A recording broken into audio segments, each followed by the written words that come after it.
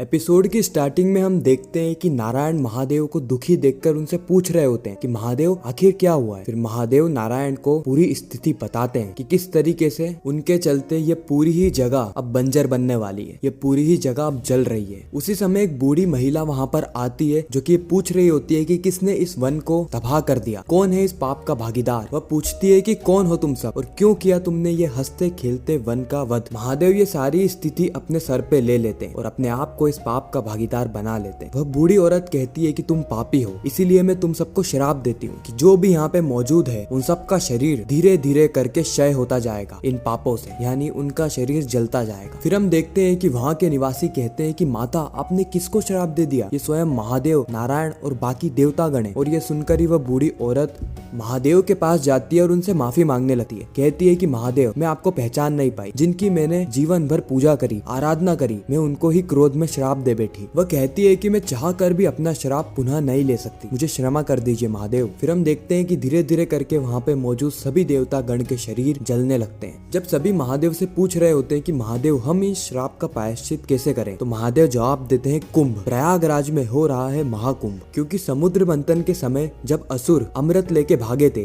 तो उसकी कुछ बूंदे धरती पर भी गिरी थी। आप सभी लोग उस तीर्थ स्थान पे जाके स्नान कीजिए, वहाँ पे स्नान करने से आपके सारे पाप धुल जाएंगे। उसी समय भीमासुर कहता है कि महादेव मुझे भी जाने दीजिए कुंभ में, ताकि मैं भी अपने पाप को धो सकूं। महादेव कहते हैं कि कुंभ में हर पाप नहीं धुलते, कुंभ में सिर्फ वही पाप धुलते हैं जो कि अनजाने में किए हुए होते हैं या फिर गलती से किए हुए होते हैं। और तुमने जो पाप किया है वह ना ही अनजाने में किया है और ना ही गलती से किया है, इसीलिए तुम्हारे पाप का सिर्फ एक ही प्रायश्चित है, वो है दंड। इसलिए महादेव अपना तीर सीधे भीमासुर पे चला देते हैं। साथ ही महादेव उन सभी लोगों के कहने पर वहाँ पे एक ज्योतिर्लिंग की भी स्थापना करते हैं जो कि 12 ज्योतिर्लिंग में से एक होता है। इस और हम देखते हैं कि नारायण और सारे देवतागण जब प्रयाग जा रहे होते हैं उस समय उन्हें कई सारे लोग मिलते हैं जैसे कि ऋषि, तो उन्हें वह इस महाकुंभ के बारे में बताते हैं, जिसके कारण ये सारी ही चीजें गाँव-गाँव तक फैल जाती है और सभी लोग अपने पाप को धोने के लिए महाकुंभ में जाने का निर्णय ले लेते हैं। जब महादेव उस ज्योतिर्लिंग का नाम रखने जाते हैं उसी समय जो भीमासुर होता है वो महादेव के पाँव पकड़ लेता है और महादेव से कहता है कि महादेव मैं चाहता हूँ कि आप इस ज्योतिर्लिंग का नाम मेरे नाम पे रख दीजिए, क्योंकि मैंने जो कुछ भी किया अनजाने में और मित्रता का धर्म निभाने के लिए किया, भला मेरी क्या शिव से दुश्मनी, और आप तो भोले भंडारी है ना, मरते हुए की पुकार को सुन लीजिए। और महादेव इसकी पुकार को सुन लेते हैं और इस स्थान को भीमा शंकर नाम दे देते हैं और कहते हैं कि अब से यह पूरा ही संसार इस स्थान को भीमा शंकर के नाम से जानेगा। उसके बाद महादेव अपना उद्देश्य पूर्ण करने के लिए पहाड़ी पे चढ़ने लगते हैं। जमनासुर, असुर माता दिति यही सोच रहे होते हैं कि वह कैसे महादेव को रोकेंगे, क्योंकि महादेव अपने लक्ष्य की ओर बढ़ते जा रहे हैं और जो भी रुकावट उनके सामने आ रही है वो रुकावट को वो नष्ट कर रहे हैं। इसीलिए जमनासुर ये निर्णय लेता है कि वो स्वयं जाएगा और महादेव को रोकेगा। हम देखते हैं कि जमनासुर महादेव के सामने आ जाता है और महादेव को युद्ध के लिए ललकारता है। वो महादेव से कहता है कि शिव तुम्हें नहीं पता मुझे क्या वरदान प्राप्त, तुम मेरा कुछ भी नहीं बिगाड़ सकते। लेकिन इसके बावजूद महादेव जमनासुर से युद्ध करते हैं और इन दोनों के ही बीच में एक भीषण युद्ध होता है, जहाँ पे महादेव कई बार जमनासुर पे प्रहार करते हैं लेकिन जमनासुर को कोई भी चोट नहीं आती है। जमनासुर अपने आप इस प्रहार को झेल लेता है उसके वरदान के चलते। इस ओर हम देखते हैं कि नारायण और बाकी सारे ही शिवगण, जिससे कि उनके ऊपर जो पाप लगा हुआ था, उनको जो श्राप मिला था, वह सभी धुल जाता है। फिर महादेव जमनासुर से कहते हैं कि उन्हें कुछ समय दिया जाए जिससे कि वह अपनी केश को बांध सके और जमनासुर उन्हें समय दे देता है और यहीं पर ही यह एपिसोड खत्म हो जाता है, इस सस्पेंस के साथ कि अब महादेव आगे क्या करने वाले हैं, किस तरीके से महादेव जमनासुर का वध करेंगे। तो यही था आज के एपिसोड में। आपको यह रिकैप कैसा लगा कमेंट सेक्शन में जरूर बताना।